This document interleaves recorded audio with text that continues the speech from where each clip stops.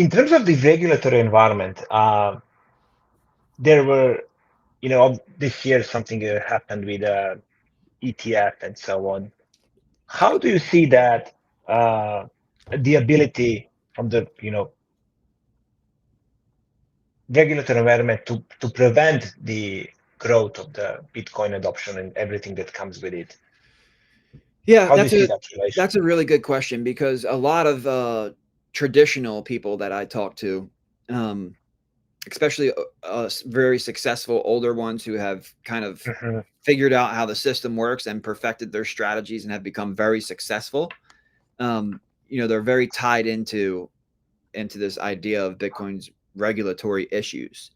Right. But after the ETF, as you said, we're fully green lighted here, right? When Hmm. when when Larry Fink's lawyers tell them that they can launch the ETF, and then when BlackRock starts buying their own ETF to put into the portfolios that they build for their clients, we are so far beyond regulatory issues. Hmm. There are zero remaining regulatory issues for Bitcoin. But remember, Bitcoin is not crypto, so those are two different Yes, things. that's Um, what I wanted. My yeah, next question, conflation. yeah. Yeah. So Bitcoin is like full green light, pedal to the metal, 100%. There's Hmm. no questions or concerns. Um, and if you think there are, then you just read the read the laws. There are no questions and concerns. The largest Hmm. money managers in the world are now offering this product to the world. So questions and concerns are zero from the regulatory Right. perspective, from the legal perspective, from the accounting perspective. I mean, everybody in that BlackRock boardroom had their questions answered sufficiently, and the legal team said, Right. "Yes, we can do this. We feel comfortable as the largest asset manager in the world. We feel comfortable offering this product." And that's because Bitcoin was wheeled and dealed and peeled and done everything that you can try to break that puppy down, and it couldn't. It couldn't be broken down. So Bitcoin greenlight. Now crypto, and then this is why the Ethereum Yes. ETF announcement is such big news, because if the Ethereum ETF goes through, and here's another legal issue going on that a lot of people don't hear about, and that is the Chevron precedent. So the Hmm. Chevron precedent is about um, government agencies and courts, um, when they go to prosecute, and the judge under Chevron's declaration, the judge would need to rule in favor of the agency when it came to what was going on. The rules of the agency would take precedent over the situation or the judge's opinion. But if the Chevron decision gets overturned by the Supreme Court, which we should find out in a couple of weeks, I believe, then Hmm. then what that will do is that will enable judges to make decisions on a situation by situation basis.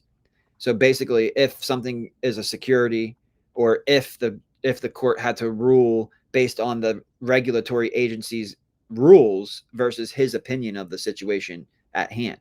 And if that changes, then that's going to be really good for Bitcoin and Bitcoin companies. And I'm not a fan of crypto or crypto companies. Hmm. So I think I just want to know that, innovation is going to be safe here in America. And I think there are, you see that People's Reserve, there are different ways to integrate um, tokenomics into your business model. It doesn't have to be about issuing a security Hmm. and sending dividends to them. These tools can be used like Chuck E. Cheese tokens or frequent flyer miles. When you Right.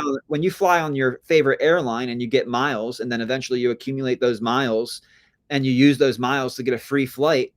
Was that a dividend? No, that was a loyalty reward. You're a loyal user, and there's an internal system that's rewarding loyal users. So I think there's a lot of room for integrating tokenomic models into a business Hmm. model, with the underlying company being a Bitcoin company. People's Reserve is a Hmm. Bitcoin company. You know why? Because Bitcoin is the reserve asset of the internet economy and the most pristine form of collateral in the world. It's the first discovery of real money, and nothing else can compete with Bitcoin as money. And if you think you can compete with Bitcoin as money, you're a fool. You're an idiot. Nothing should be Right. competing with Bitcoin as money. Bitcoin is money. It's engineered money. It's the last money that humanity will ever really need. It's here. Hmm. It's here now. Nothing can compete with it. So That's a Bitcoin mindset. So you see these crypto companies who are trying to compete with Bitcoin, and or you see this meme coin stuff going on, which is just another sign of the weakness of the economy. People just gambling, trying to get lucky. This is all shit. This is all bad in the long run. But where we can be good in the long run is acknowledging what Bitcoin is, but then also acknowledging different forms of tokenomics that can enhance a business model to empower the community of the business, right? So if you use a Bitcoin exchange today, you can never benefit from that. If you're using a private Bitcoin exchange, all the profit from that, all the benefits of that go directly to the private company. There is no design to deliver rewards. There's no design to incentivize loyalty, to keep you as a customer. It's just about profit. It's all profit maximalism, and it's all profit driven. I think that we're going to see new business models that have tokenomics that are clearly defined and integrated into their business ecosystem, that have nothing to do with being a security and have nothing to do with being money that's trying to compete with Bitcoin. It's just it's a technological advancement of the loyalty system business model for the most efficient type of loyalty system that can maintain your customers, but more importantly, even reward your customers for participating within your community versus a different community. And that's, to me, that's really exciting, that we're going to be able to see that happen here in the United States. But we have to be careful, because we saw the ETH ETF. Now we're seeing a Solana ETF. I mean, what's next? Yes. Dogecoin ETF? With these other like shit scams? So you have to be. It's a slippery slope, and we have to be careful on how far we slip down that slope. But we don't want to destroy innovation, but we also don't want to. We don't want to make Embrace something that is not sound, right? Yeah, that's not good for the economy. It's not good for the consumer. It's only good for the founders of that specific project, who are sitting on billions, and sometimes in these coins trillions of coins that they all issued to themselves for no reason. No thought went into it. No fair launch. It's just not a good precedent to set. So I definitely think, Bitcoin, green light, we're good to go. Ethereum looks like it's going to get the green light. And then after that, I hope they slow down the pace a little bit. I don't want to see, Solana. You know why Solana is getting attention? Because all the big people who invested in Solana, who are sitting on millions of tokens, are now using some of their purchasing power to push it forward, take advantage of the momentum and push it forward, because they want exit liquidity. They can't dump on the market, the crypto market. It's not big enough. But if ETFs, and they can dump on ETFs and cash out.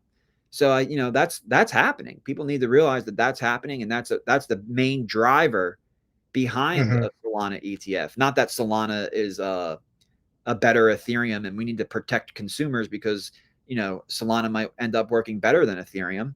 No, that's not the that's not what's driving people to launch. It's because they participated in the seed rounds, and they're sitting on millions and millions, sometimes even billions of dollars, and they can't get out until liquidity can get in, and they're looking for exit liquidity. So we need to be really careful on what we do and how we do it. But I do believe there's room for crypto companies who understand that Bitcoin is money and nothing can compete with it, and adopt a tokenomics model to reward their community for loyalty and participation.